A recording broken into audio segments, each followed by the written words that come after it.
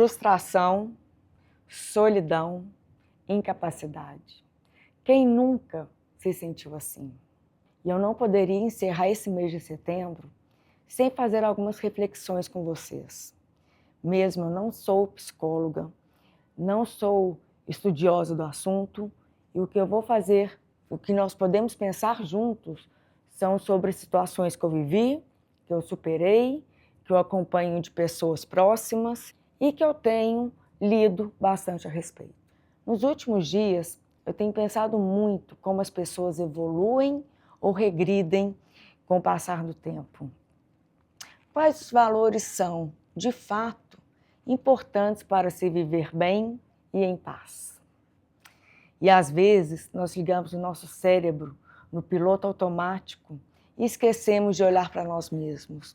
Estamos mais preocupados com o que o outro pensa, com o que o outro fala de nós, do que nós mesmos. Estamos mais preocupados em agradar o outro do que nos agradar. E muitas vezes pagamos um preço muito caro por isso. Principalmente nesse contexto dessa geração que estamos passando. Nós somos a única geração que vivemos antes tecnologia, internet e pós-internet. E isso gerou muitas dúvidas, muitas oportunidades, mas muitas frustrações também para as pessoas. E junto a isso, eu vejo também o agravamento de doenças emocionais em crianças, jovens, adultos, idosos, em função de dois pilares principais. Um foi a pandemia, que nunca, eu acredito que ninguém tenha imaginado que nós fôssemos passar pelo que nós passamos. Perdemos vidas, perdemos pessoas queridas, perdemos familiares e amigos, e as crianças ficaram sem escola, os pais perderam o emprego e a bola de neve foi só crescendo, o que resultou num acréscimo muito alto de pessoas com depressão, pessoas com tristezas profundas e que muitas vezes não conseguiram entender, não conseguiram pedir ajuda e acabaram por tirar a sua vida. E paralelamente aos resquícios da pandemia, a gente se depara também com o uso inadequado das redes sociais. E eu acho que a rede social má usada, ela tem uma grande responsabilidade sobre o comportamento depressivo de crianças e principalmente adolescentes. Então, é hora dos pais, dos responsáveis, prestarem atenção no que o seu filho está assistindo, com quem o seu filho está conversando, aonde o seu filho está frequentando.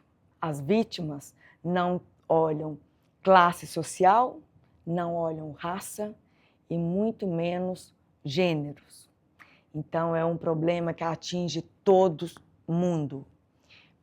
Precisamos estar, como responsáveis de filhos, de crianças, preparados para conversar, para orientar e explicar, criando um vínculo de amizade e de confiança da criança, do adolescente, para com os pais ou responsáveis.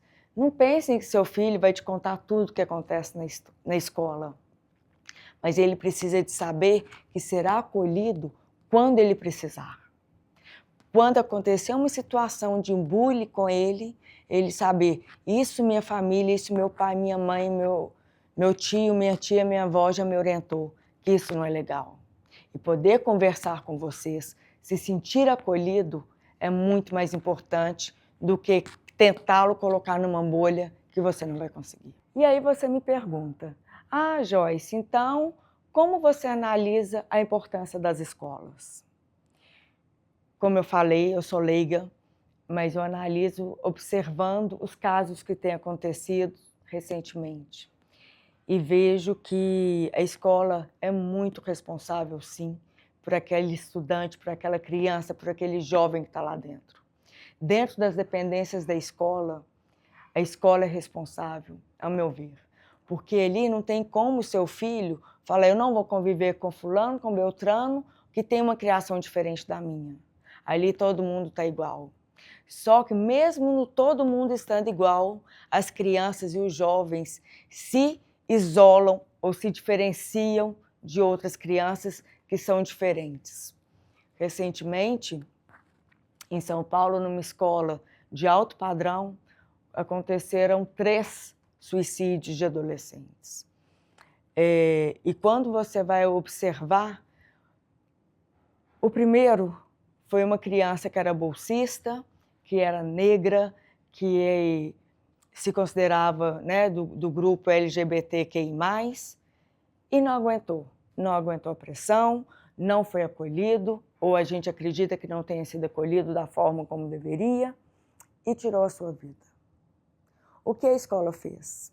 Não posso falar porque eu não fui lá para saber, mas fato é que uma semana depois, outro jovem tirou a sua vida. Isso é muito sério. Então, o que eu quero colocar aqui não é que acontece só numa classe social, acontece em todas. E por que que um bolsista negro sofreu bullying a ponto de tirar a sua vida? Aonde que está a educação dessas crianças, desses jovens que fazem isso e motivam isso com os outros, que são diferentes? Né? Ninguém é melhor que ninguém. Ninguém vai levar nada dessa terra. E quando eu falo para os pais pararem e prestarem atenção, é porque talvez na geração dos meus pais, dos nossos pais, a mãe não era tão cobrada como é hoje. O pai era cobrado de dar um pouco de atenção para o filho. Mas hoje a cobrança da mãe é em elas, talvez a própria mãe se cobre mais. Ser dependente, ser autossuficiente, de conseguir, que talvez não precisa de conseguir tudo que a gente quer. Vamos aceitar as nossas dificuldades, vamos aceitar os nossos limites, porque se nós não tivermos tempo para cuidar da gente, nós não vamos ter tempo e nem capacidade de cuidar de um menor. E para que eu estou dando esses exemplos dessa escola de São Paulo? Se procurarmos, nós vamos achar casos em várias escolas, de todos os estados e de muitas cidades, grandes ou pequenas, desenvolvidas ou não. A questão não é essa. A questão é como a pessoa, como responsável, identificar os sinais. E de leigo para leigo, eu quero colocar situações para vocês também refletirem e tentar procurar ajuda e procurar orientação de um profissional, caso tenham percebido isso em algum jovem que você conviva. E aí, grosseiramente falando, quais são os sinais que estão em comum nesses casos de suicídio? Eu acho que o primeiro, talvez, seja a depressão, seja a sensação de inutilidade, seja a sensação de incapacidade, seja a sensação de abandono e muitas outras sensações. Mas que esse jovem, ele vai sendo consumido por essa sensação e chega um ponto que, para acabar com essa sensação, a luz do fim do túnel se apaga e ele chega num fim drástico. E muitas vezes a família se pergunta, e a família é muito julgada também. Por que você não viu? Como você não viu? E não, às vezes a família não percebe. E além do sofrimento dessa perda, ela ainda tem que conviver com o julgamento. Então, ao invés da gente ficar julgando o outro em qualquer situação, vamos ajudá-lo. Se você viu que o seu vizinho, que o seu sobrinho, que o filho de um amigo está com um comportamento diferente, chame esse pai, chame essa mãe e faça a sua parte. Ou não, chame a criança ou adolescente e tente conversar com ela. Tente acolhê-la e mostrar que é normal um adolescente se trancar no quarto, mas não é normal o adolescente se trancar no quarto e ter sentimentos suicidas, em achar que a luz do túnel está acabando, que ele não vai conseguir sair do poço que ele entrou.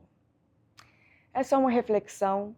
Eu não sou psicóloga, eu sou leiga, mas eu quero que vocês também reflitam, assim como eu tenho refletido, principalmente nesse mês.